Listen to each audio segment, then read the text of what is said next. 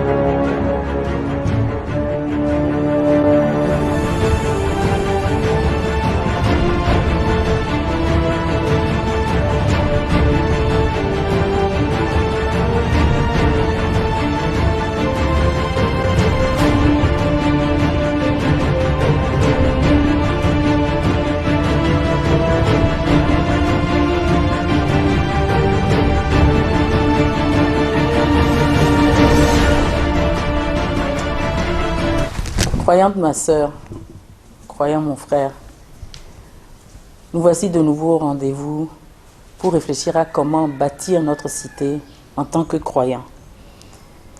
Et aujourd'hui, je voudrais parler de quelque chose qui est très important dans notre vie.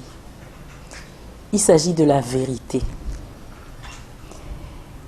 Je ne voudrais pas parler de ta vie personnelle, de ce que tu fais avec la vérité et tout. Non, je veux parler de la vérité et de son rôle dans les communautés que nous formons avec les autres, avec nos voisins, avec nos concitoyens.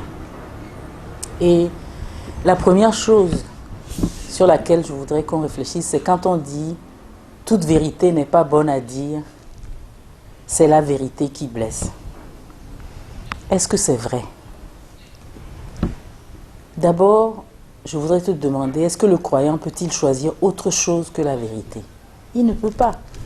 Parce qu'un croyant, c'est quelqu'un qui reçoit de celui auquel il croit, qui est plus grand que lui, le commandement de rester dans la vérité et de dire la vérité. Bon, donc, il ne peut pas ne pas choisir la vérité. Mais est-ce que toute vérité est bonne à dire? Mais le problème n'est pas là. Le problème est que on peut avoir peur de blesser en disant quelque chose à quelqu'un. Mais ce n'est pas la chose qu'on dit qui blesse, c'est la façon dont on le dit.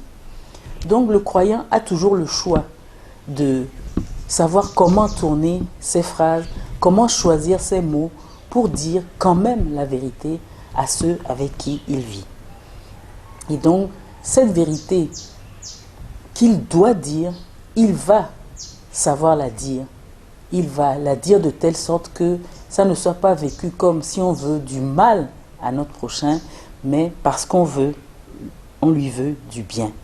Et je suis sûre que quand on veut aller parler à quelqu'un avec derrière la tête l'idée « je vais faire du bien à cette personne », même si dans un premier temps, elle ne réagit pas bien, après elle va réfléchir et comprendre. Donc, toute vérité est bonne à dire, mais on doit savoir comment la dire. Deuxième chose, est-ce que la vérité blesse? Nous allons prendre un exemple. Nous sommes, par exemple, dans un conseil municipal et il y a quelqu'un qui prend toujours des décisions sans demander l'avis des autres, sans tenir compte de l'avis des autres. Et c'est tellement fréquent qu'à chaque réunion, il y a des disputes et finalement les gens se fâchent et certains ne viennent même plus aux réunions. On est obligé de lui dire, quelqu'un doit aller lui dire, essaie de tenir compte des autres, c'est toi qui es en train de casser le groupe. On est obligé de lui dire. Et donc, même si on choisit la manière, il va comprendre qu'on l'accuse, on lui dit, il ne fait plus. Mais en même temps, quand on va lui dire ça, s'il réfléchit et s'il reçoit, ça va faire du bien à tout le monde. C'est-à-dire que la vérité ne va pas blesser, mais elle va libérer tout le monde. Alors que quand il faisait ça, il y avait des gens qui étaient un peu hypocrites, il y a ceux qui ne venaient plus, etc.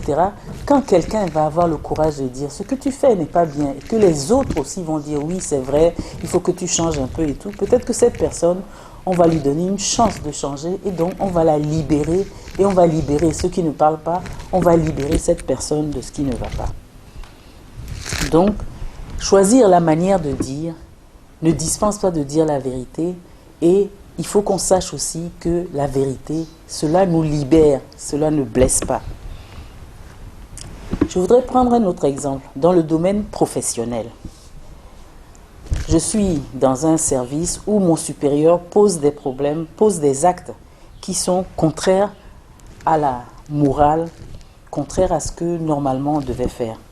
Par exemple, il utilise un peu la corruption.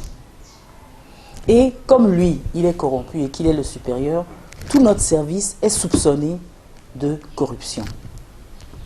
À ce moment-là, qu'est-ce qu'il faut faire? Est-ce qu'il faut dire la vérité? Et on va me répondre, mais il y a un risque si je dis la vérité, si je perds ma place. Alors, dans ces cas-là, normalement, le croyant, celui qui est au-dessus de lui, lui a donné aussi l'intelligence. Il faut mesurer ses forces face à celui à qui on doit aller dire la vérité.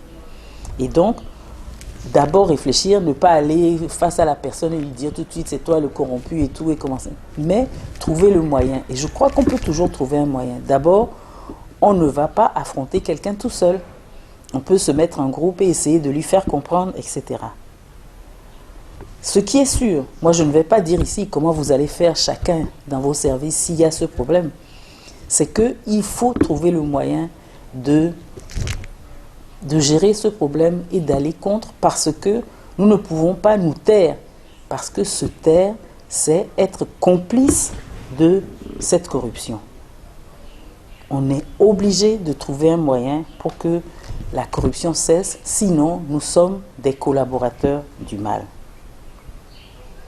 Alors, croyant mon frère, croyant ma sœur, est-ce que, en tant que croyants, beaucoup de Togolais vont contre la corruption? Ce n'est pas eux qui font, ce n'est pas eux les corrupteurs, ce n'est pas eux non plus les corrompus. Mais s'ils ne disent rien, ils deviennent les collaborateurs de cette corruption. Allons-nous continuer comme ça longtemps? Et du coup, nous sommes tous pris dans ce système de mensonges et de corruption et nous en sommes tous responsables. Allons-nous continuer comme ça? Nous sommes aussi responsables d'un autre problème grave, c'est la circulation des contre-vérités, des mensonges sur les gens, les fausses appréciations de la situation qui enveniment les relations entre les gens, sur les réseaux sociaux en particulier. D'abord, on ne doit pas colporter des choses simplement parce que c'est sensationnel, mais aussi si c'est un mensonge, il faut dénoncer. Il faut dénoncer. C'est très important.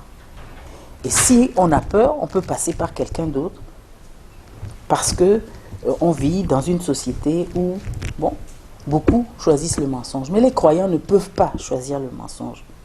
Et donc, on devrait souffrir de ce que le mensonge semble dominer dans notre société.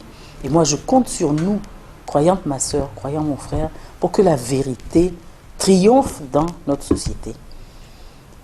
Qu'en penses-tu, ma sœur? Qu'en penses-tu, mon frère? Nous pouvons le faire? Oui, je pense que nous pouvons le faire. Nous allons choisir la vérité au nom de celui qui est au-dessus de nous. À très bientôt. Je compte sur toi.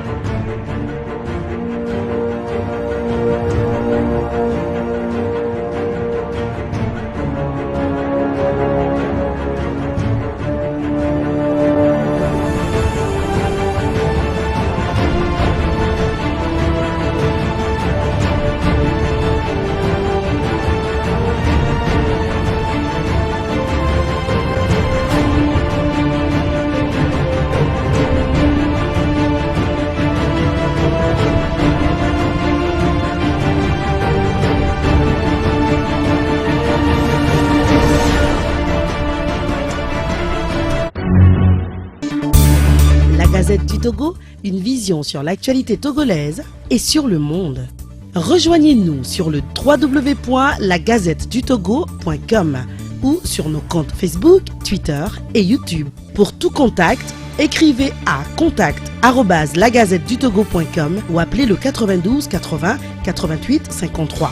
La Gazette du Togo, c'est l'information en continu.